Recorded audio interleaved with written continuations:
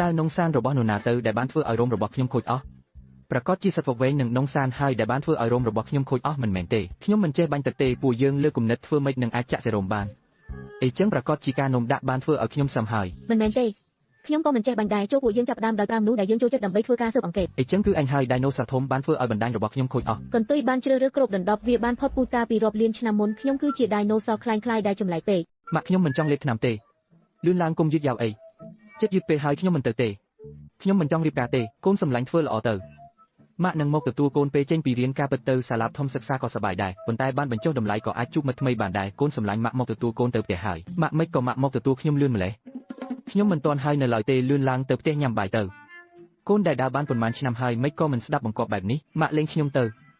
ខ្ញុំនៅចង់ទៅលេងសាលាទៀតខ្ញុំបានលុបចូលក្នុងឃ្លាំងក្រោយឡានម៉ាក់ទាំងព្រឹកព្រលឹមឬលួចលាក់ហើយតាមម៉ាក់ទៅធ្វើការនេះហើយជាកន្លែងធ្វើការរបស់ម៉ាក់ណោះហេតុអ្វីបានជាខ្ញុំចេះតែខ្វាយជាប់រហូតបែបនេះមិនក៏ឈប់មិនបានសោះខ្ញុំត្រូវចេញទៅក្រៅដោយរបៀបណា